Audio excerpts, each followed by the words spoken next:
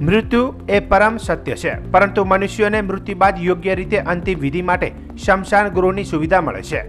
નિર્દોષ પ્રાણીઓ, ખાસ કરીને શ્વાન, ઘણીવાર યોગ્ય અંતિમ સંસ્કારથી વંચિત રહે છે. આવી સ્થિતિને બદલવા માટે ગુજરાતમાં પ્રથમ વખત એક અનોખું પગલું ભરવામાં આવી રહ્યું છે. અમદાવાદમાં દાણીલીમડા વિસ્તારમાં દેશનું પ્રથમ સીએનજી આધારિત ડોગ શમશાન ગૃહ બનાવવાની તૈયારીઓ શરૂ થઈ ગઈ છે. આ પહેલ અમદાવાદ મ્યુનિસિપલ કોર્પોરેશન દ્વારા હાથ ધરવામાં આવી છે, જેનો ઉદ્દેશ શહેરના મૃત શ્વાનોના અંતિમ સંસ્કારને સન્માનજનક રીતે કરવાનો, જેના માટે રિહેબ સેન્ટર કાર્યરત છે. આ શમશાન ગૃહમાં અત્યાધુનિક સીએનજી ભઠ્ઠીનો ઉપયોગ કરવામાં આવશે. આ પ્રોજેક્ટ પર અંદાજે 30 લાખ રૂપિયાનો ખર્ચ થશે, જે એક જ સમયે 2 શ્વાનોની અંતિમ વિધિ કરવાની ક્ષમતા ધરાવે છે.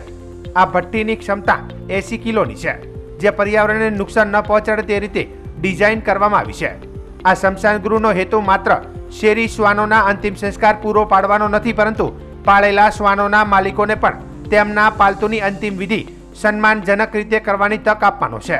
આ માટે અમદાવાદની મ્યુનિસિપલ કોર્પોરેશન દ્વારા ટેન્ડર બહાર પાડવામાં આવ્યું છે અને આગામી 3 મહિનાની અંદર સીએનજી શમશાન ગૃહ તૈયાર કરવામાં આવશે. હું નરેશ રાજપૂત, અમદાવાદ મ્યુનિસિપલ કોર્પોરેશનના સીએનસીડી વિભાગમાં હેડ ઓફ ધ ડિપાર્ટમેન્ટ તરીકે કામગીરી કરું છું. સર, બતાવો કે ખાસ કરીને જે ડોગના અંતિમ સંસ્કાર માટેનું જે ટેન્ડર બહાર પાડવામાં આવ્યું છે, કઈ રીતનું ટેન્ડર છે અને શું બેનિફિટ થશે? ભારત સરકાર દ્વારા રખડતા કૂતરાના અટકાવ અને નિયંત્રણ માટે એનિમલ બર્થ કંટ્રોલ રૂલ્સ 2023 બનેલા છે, જેની અમલવારી અમદાવાદ મ્યુનિસિપલ કોર્પોરેશન કરે છે.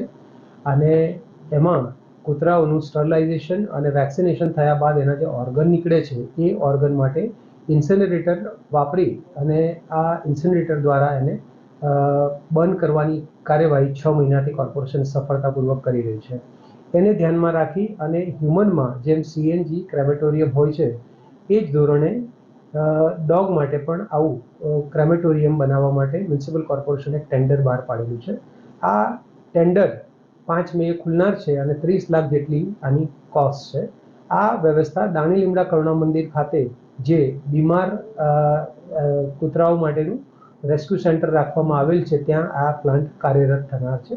આની ખાસિયત એ છે કે આ પ્લાન્ટ સીએનજી ગેસથી ચાલશે અને 80 કિલોગ્રામ કેપેસિટી તેની હશે, કે જેમાં નાના હોય તો 2 ડોગ્સ અને મોટી હોય તો 1 ડોગ 2-2.5 કલાકની સાયકલમાં ક્રેમેટ થશે. બીજું કે શહેરમાં આપણે પેટ ડોગ રજિસ્ટ્રેશન પણ શરૂ કરેલું છે, કે જેના અંતર્ગત 5500 જેટલા પેટ ડોગનું રજિસ્ટ્રેશન થયેલું છે.